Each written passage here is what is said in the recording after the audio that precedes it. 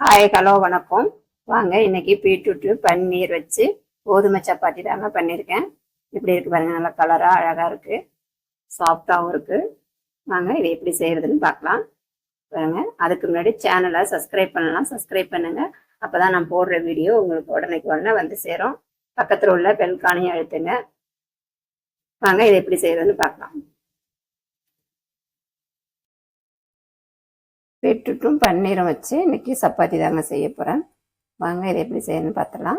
அதுக்கு முன்னாடி பன்னீரையும் பீட்ரூட்டையும் துருவிக்கலாம். நான் 200 கிராம் பன்னீரும் ஒரு பீட்ரூட்டும் எடுத்துருக்கேங்க. இது வந்து 1/2 கிலோ மாவுக்கு.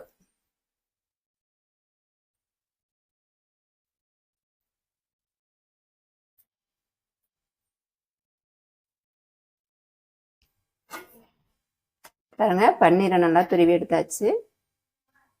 அடுத்தது நம்ம இதே மாதிரி பீட்ரூட்டையும் துருவி எடுத்துக்கலாம்.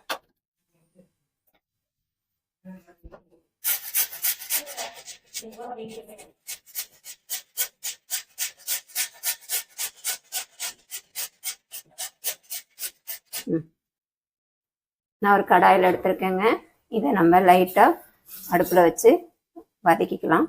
அப்படியேவும் செய்யலாம், பீட்ரூட்டோட வாசனை வரும். அதனால நான் கொஞ்சமாக லைட்டாக வதக்கி எடுத்துட்டு வந்துடுறேன்.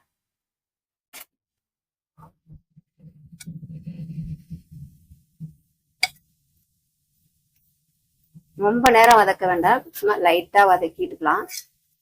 இன்னும் நம்ம மறுபடியும் சப்பாத்தியில் வேக தான் வைக்க போகிறோம். இப்போ நம்ம ஆஃப் பண்ணிக்கலாம், மாற்றிக்கலாம். துருவி வச்ச பன்னீர், கோதுமை மாவுங்க, கோதுமை மாவு எடுத்திருக்கேன். நம்ம துருவி வச்ச பன்னீரை சேர்த்துக்கலாம்.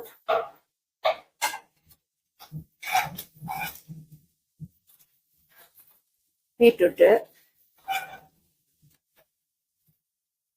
கோதுமை மாவு, பன்னீர், பீட்ரூட்டு, மிளகாத்தூள், வெறும் மிளகாத்தூளுங்க, சீரகத்தூள், சும்மா ஒரு பிஞ்சு அளவுக்கு ஓமம்,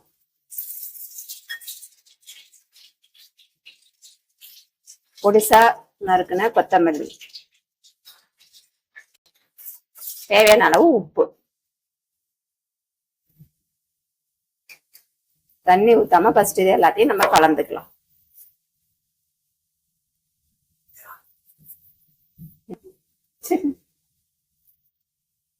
கொஞ்சமா எண்ணெயோ நெய்யோ ஊத்திக்கலாம். நான் இன்னைக்கு பார்த்தீங்கன்னா எண்ணெய் ஊத்திருக்கேன்.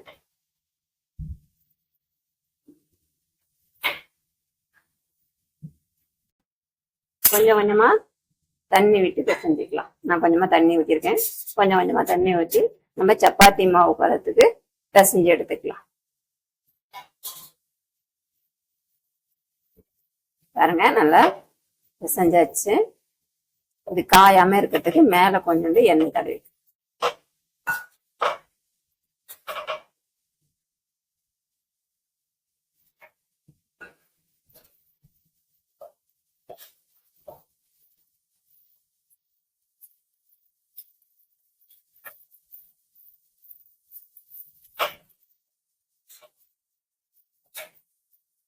இப்படியே ஒரு 1/2 மணி நேரம் நல்லா ஊறட்டும். மேல ஒரு மூடி போட்டு ஒரு 1/2 மணி நேரம் நல்லா ஊற வச்சு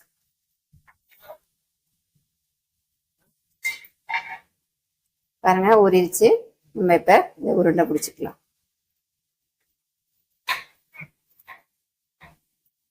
சப்பாத்தி அளவுக்கு நம்ம மாவு எடுத்துட்டு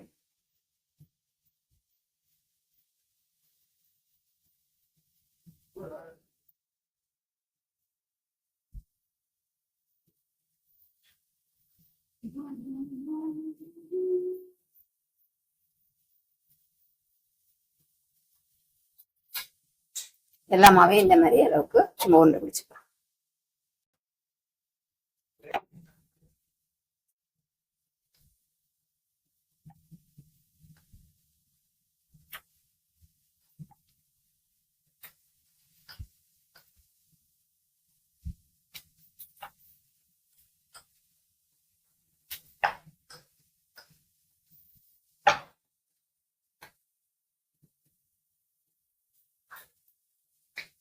அவ்வளோதாங்க, நல்லா ஒட்டியாச்சு பாருங்க. நான் பார்க்கறதுக்கே நல்லா அழகா இருக்கு.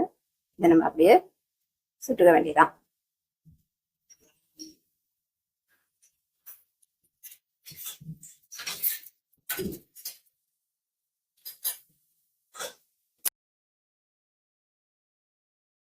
இப்படி இருக்கு பாருங்க, நல்லா கலரா அழகா இருக்கு, சாஃப்டாவும் இருக்கு.